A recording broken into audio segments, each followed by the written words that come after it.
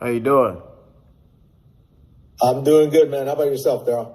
Good, man. You know, I'm just trying something new, trying to be you for a day.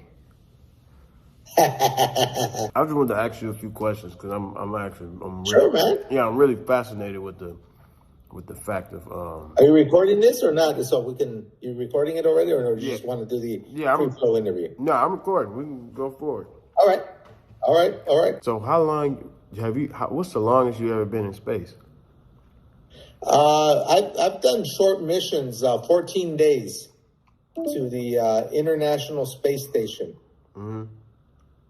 You know, it only takes 8.5 minutes to get up into space, man. Really? You go from 0 to 17,500 miles an hour in 8.5 minutes. God damn. It's the best e-ticket ride Disneyland could ever hope for. That's crazy. And if you're sitting down as you're going up, you'll start, because it's accelerating from 0 to 17,500 miles, the G-forces, gravitational forces start building up on you. And you end up experiencing, as you reach the top, before you cut off the engines, you end up experiencing the equivalent of 3 Gs. And if you're wondering what are 3 Gs, imagine you're lying down on the floor and you put a thin piece of plywood on top of you, okay? Yeah. Now imagine 3 of your buddies that weigh exactly the same as you do, and they have 1 foot on the floor, all the weight on that floor, on the floor, and they lift up their foot and put it on the plywood, which you're under. Yeah. Okay, but no weight on it. That's T-0 before you take off. Then as you take off, through the course of 8.5 minutes, your buddies switch weight from the foot on the floor to the foot on the plywood, which you're under. So 3 of your buddies at 8.5 minutes are on top of the plywood, pushing you down. That's how it feels. And it's even hard to breathe because you can't expand your chest. So you're almost kind of hyperventilating. And then the engine's cut off, and that big 500-pound gorilla disappears. And now you're able to breathe again, and so now you're up in space. That's crazy. Damn. Yeah. You take video, you take pictures and all that. And like I said, that's why I wanted to find out who you're going with, because I wanted to find out what your profile is. If you're just going to go up and come down, then it's going to be a short flight. You're going to go up 8.5 minutes. The engine's cut off. You're going to be up there for about 2 or 3 minutes, and then you come down. Because I think yours is suborbital. Yeah. Because if you were to go on an orbital flight, you would go around the world once every 90 minutes at 17,500 miles an hour. But I think your profile, from what I read, is you're doing a suborbital flight, which means you're going to go up, engines cut off, and then you're going to come down. Oh, okay. And so it's a total flight of about, 11, 12 minutes, but it's still going to be awesome. You're going to enjoy the ride up. So, has there ever been any problems with going up there? Like any health problems? Yeah. In space? Yeah, I don't want to scare you, DDG, but space is not routine, dude. Yeah. We lost a space shuttle. We lost 2 space shuttles with all their crew in accidents. Say you lost them. Are you saying like you went up there with another team and they just drifted off? No. When I was in graduate school, before I became an astronaut, right? I was in graduate school. This was I think it was 1987. And the space shuttle, the Challenger, Space Shuttle Challenger went up, and about like 60 seconds into flight, it just exploded, man. Oh, fuck. It exploded. And we lost the crew, 7 people, including a teacher. Oh, man. And then fast forward to 2003, a Space Shuttle Columbia took off into space, went to the International Space Station, just like my flight. And then on the way back home, it had a hole on the wing, and heat went in, broke the wing off, and it broke into pieces, and we lost 7 people. God damn. So it's real, dude. It's real. But you should know the risk. There is risk. It's not. Damn. It's not like a walk in the park, man. That's crazy. Wow, so you're gonna enjoy it, man. You're gonna be the first rapper in space, dude. I mean, yeah. But how that? But do that scare you from going? That never scares you from being an astronaut? No, man. Hey, you get the label to send me with you, I'll go with you, dude. Oh, that'd be lit. I would go with you in a heartbeat. Oh, that's crazy. That's how much I like going. So I would go with you. You tell your label, hey, bring Jose along, man. I'll be right there, dude. Oh, okay, good. Once you do it, I mean, how many freaking people can say they gone up into space, man? Yeah. And then you're gonna be the first rapper to do it, man. Yes, sir. So what did you do for 14 days? We were building the International Space Station.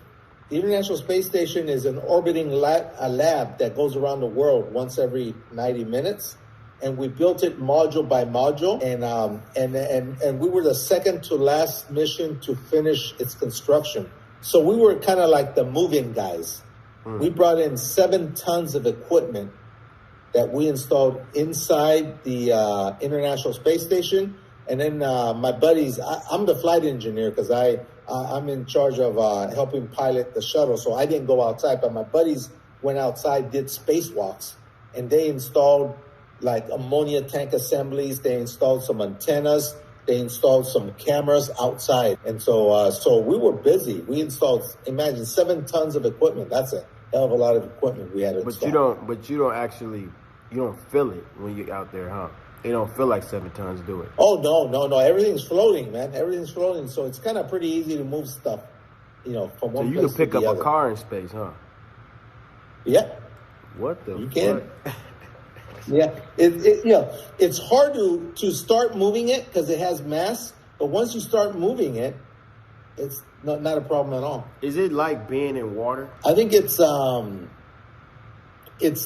easier because water provides resistance when you move around. Yeah. Space doesn't. That's why when you're up in space, don't make the rookie mistake, man. When you go up in space and you take off your seatbelt and you start floating, don't start doing this. Okay. Kind of like trying to swim. Yeah. Because there's no water, so nothing's going to happen. You're just going to look silly doing this. Yeah. What you want to do is you want to get a surface like the wall, and you push yourself off. Oh, okay. And then they'll take you to the other and stop yourself. Because that's how you're going to move is by pushing yourself. But do it very gently. Don't do this thing because then you're going to go screaming the other side. You're going to bang your head. Oh, so what you want to do is you want to do it kind of soft. Okay? Oh, that sounds lit, man. I'm low-key excited. I'm like have you ever been scuba diving? Yeah, I'm a certified scuba diver, man. Yeah, I'll go scuba diving Absolutely. a lot. So that's like... Yeah. It's a lot different from scuba diving, but the fact that you got that experience, that's good because you're gonna see. But in scuba diving, though, you do this right to move around. In 0G, you don't do that. You use surfaces to push yourself from one side to the other. Shit. So what do you eat up there for 14 days? We had dehydrated food, man. We had freeze dried. We had you're familiar with cup of noodle, right? Yeah. Cup of noodle soup. So that kind of food, camping food, where you add water to it, it rehydrates, and then you sort of just eat that. And then you also eat like military meal rations, where they'll have a piece of steak in a sealed kind of like foil. You open it up, you heat it up, you open it up, and then you eat it. That type of stuff. But what happens to? I heard like it was something that happens to your weight, like you got to work out constantly or something like that when you're up there. Yeah, if you're gonna be up there for a long time, you suffer what's called muscular atrophy. Muscular atrophy means that if you're not using here on Earth, you're always walking. You stand up, you walk, so your leg muscles are used to that. When you go up in space, and you don't walk, you're floating, your leg muscles become weak. Oh, shit. If you're up there for like a week or so, it's okay. You can weather that. But if you're up there for like over a month, your muscles begin to get weak because you're not walking. The muscles you used to use every day, you're not using them. You're floating. And so what happens if you don't exercise them? When you come home, they're going to be too weak. You're not going to be able to walk because you haven't been using them. So what we do is we have a protocol where you have to exercise 40 minutes a day. But that's only if you're gone for like 2 weeks to 6 months that you have to do that. So even if you're up there for a full day or 3 days or whatever, you don't have to exercise because that's not long enough for your muscles to get weak.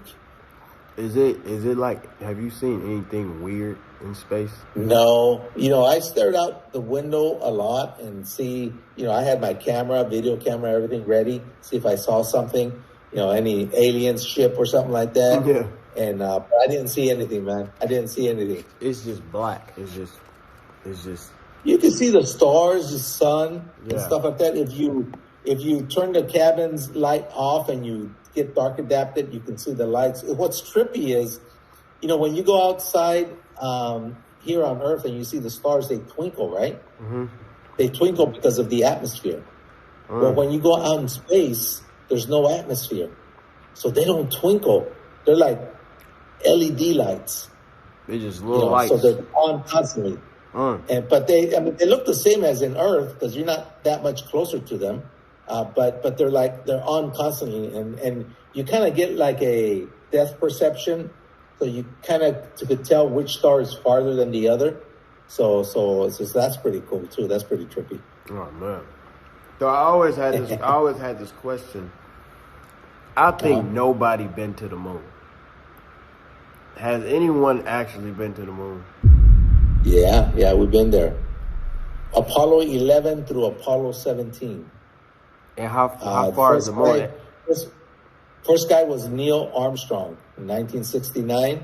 The last guy was Gene Cernan in December of 1972. I didn't go to the moon, but I went around the Earth for 14 days at 17,500 miles an hour, which means I went up and went around the world 217 times in 14 days.